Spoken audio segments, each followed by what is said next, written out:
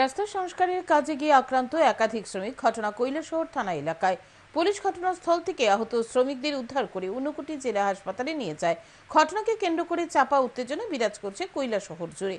ঘটনার তদন্তে নেমেছে পুলিশ। সম্প্রতি কৈলাসহর পূর্ত দপ্তর থেকে কৈলাসহর এয়ারপোর্ট সংলগ্ন ধর্মনগর কৈলাসহর সড়ক থেকে চৌধুরীপাড়া হয়ে উত্তর গুলধারপুর বাঁধ পর্যন্ত রাস্তাটি সংস্কারের উদ্যোগ গ্রহণ করা হয়। যথারীতি দপ্তর থেকে টেন্ডার ডাকা হয়। টেন্ডারটি পান আসাদুর রহমান।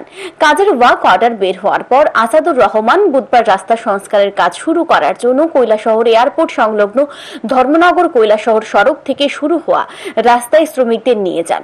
যথারীতি শ্রমিকরা কাজ শুরু করে। অভিযোগ, শ্রমিকরা কাজ শুরু করার পর এলাকার বাসিন্দা কর্ণজিৎ সিনহা, তার ছেলে হিমাদ্রি সিনহা, তকদির আলী সহ আরো বেশ কয়েকজন মিলে রাস্তা সংস্কারের কাজে নিযুক্ত শ্রমিকদের উপর আক্রমণ চালায়। এতে আহত হয় 4 জন শ্রমিক। ঘটনার খবর পেয়ে ঘটনাস্থলে ছুটে যায় কৈলাসহর থানার পুলিশ। পুলিশ আহত শ্রমিকদের উদ্ধার করে ঊনকোটি জেলা হাসপাতালে নিয়ে যায়। আহত 4 শ্রমিকের মধ্যে সন্তোষ সিনহা নামে এক শ্রমিক গুরুতরভাবে আহত হয়েছে। দুষ্কৃতীরা তার মাথায় দা দিয়ে কোপ দেয় বলে অভিযোগ।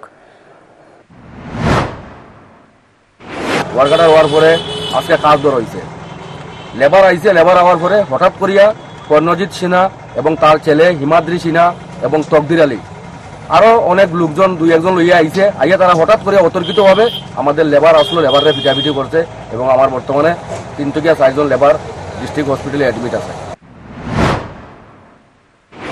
আহত 4 শ্রমিকের বর্তমানে চিকিৎসা চলছে ঊনকোটি জেলা হাসপাতালে। ঘটনাকে কেন্দ্র করে চাঞ্চল্য দেখা দিয়েছে কৈলাসহর জুড়ে। কেন এই হামলা? তাহলে কি এই হামলার পেছনেও নেগোসিয়েশন বাণিজ্যের বিষয় রয়েছে? যদিও ঘটনার তদন্তে নেমেছে পুলিশ। এখন দেখার পুলিশের তদন্তে কি তথ্য বেরিয়ে আসে। Bureau report, news today.